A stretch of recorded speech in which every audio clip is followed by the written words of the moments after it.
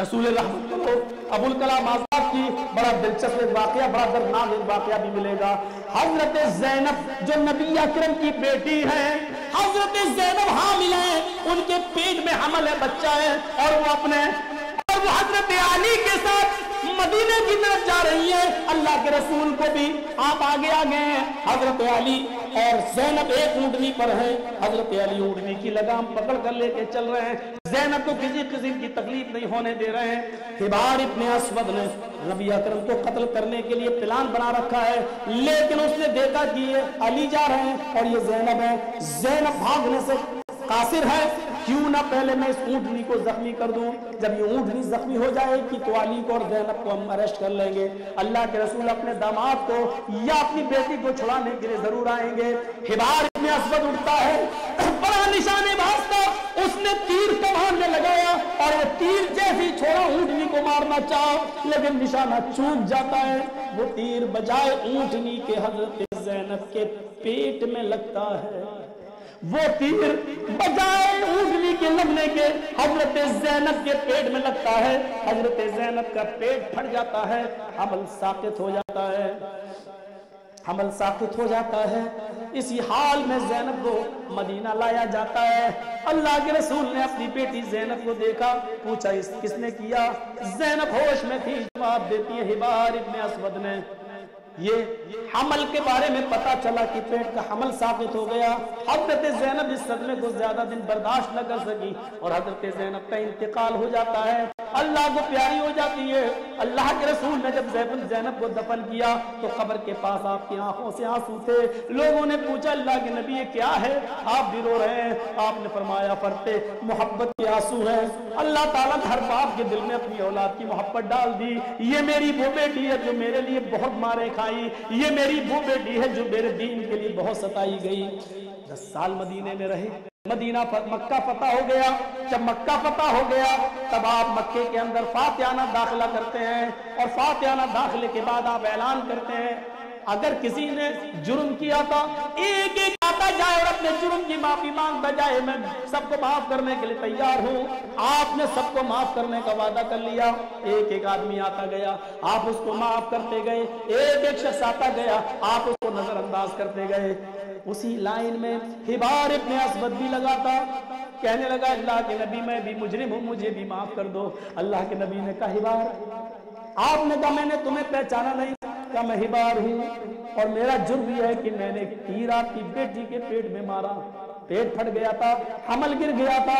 اللہ کے رسول جو بیٹھے بیٹھے سب کو معاف کرتے جا رہے تھے، اپنی بیٹی کے قتل کا نام سنتے اٹھ جاتے ہیں، اے حبار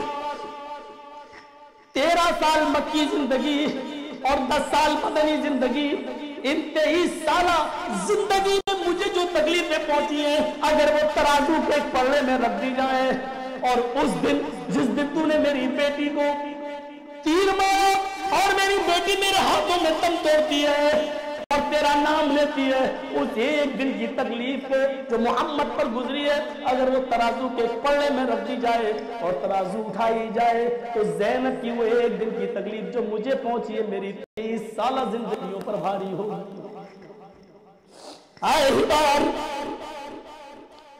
میں نے اپنی ذات اور اپنے خاندان کے لیے کبھی بدلہ نہیں لیا، او میری بیٹی کے قاتل حبار، تو نے محمد رسول اللہ کی چوکھٹ پر آ کر معافی کی درخواست کی ہے، او میری بیٹی کے قاتل حبار جا، لیکن اب میری آنکھوں سے دور ہو جا، اے حبار جا، میں نے تجھے بھی معاف کر دیا، او میری بیٹی کے قاتل جا، میں نے تجھے بھی بخش دیا، میں نے تجھے بھی نظر انداز کر دیا، جا میں نے تیرا خون بھی بخش دیا، جا یہاں سے ہٹ جا۔ میرے پیارے ساتھیوں، حکومت اپنی فاتحانہ داخلہ پاور آپ کے ہاتھ میں، کسی کو قتل کرنے کا اختیار اللہ کے نبی کو، پاور آنے کے باوجود آپ اس کو معاف کر رہے ہیں۔ میڈیا والوں یہاں بتاؤ تمہیں محمد رسول اللہ کیسے لگ رہے ہیں؟ ایمانداری کے ساتھ بتاؤ کون سی یہ دہشت گردی کی بو آ رہی ہے؟ ایمانداری کے ساتھ بتاؤ क्या इस नबी को आतंकवादी या दहशतगर्द कहने से पहले तुम्हारी जबानें कट के गिर क्यों नहीं जाती? तुम कांपते क्यों नहीं हो, थर्राते क्यों नहीं हो? उस नबी के बारे में तसव्वुर कर रहे हो जिसने अपनी बेटी के कातिल को पावर में होने के बावजूद माफ कर दिया है, माफ कर दिया है, और उसके बाद उठते हैं, फिर एक भी आदमी की दरख्वास्त नहीं सुनते हैं। फरमाते इज़हाबू अंतुम तुलका, इज़हाबू अंतुम तुलका, ला तस्रीब अलैकुमुल यौम, जाओ, जिसने जुर्म किया हो न किया हो तुम सबको मैं माफ कर रहा हूं। आज तुमसे कोई इंतकाम नहीं लिया जाएगा, आज तुमसे कोई बदला नहीं लिया जाएगा। जबकि एक मोड़ ऐसा था कि उसी मक्के के मैदान में जब फातिहाना दाखिला हुआ तो एक सहाबी थे हजरत सहल, यहां तक चीख चीख कर कह रहे थे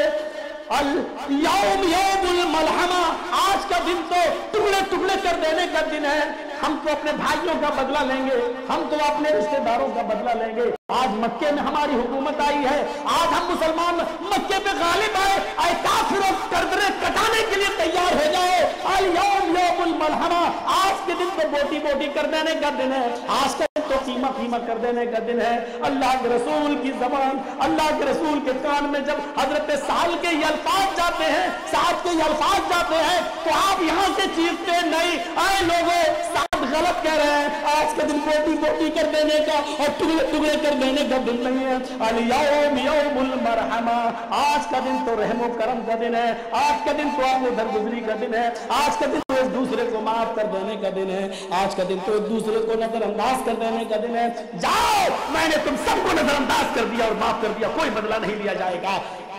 अपने हाथ में पावर आ जाने के बाद आप सबको माफ कर रहे हैं। मुझे बताओ, क्या ये दहशतगर्दी दिखाई देती है? मुझे बताओ, क्या ये आतंकवाद से जुड़ी हुई कोई तालीम दिखाई देती है? और वो एक काफिर कैदी को याद करो, मुझे मालूम है मेरे भाइयों, उस एक काफिर कैदी को याद करो, यमामा का गवर्नर है, सुमामा नाम है, नबी अकरम को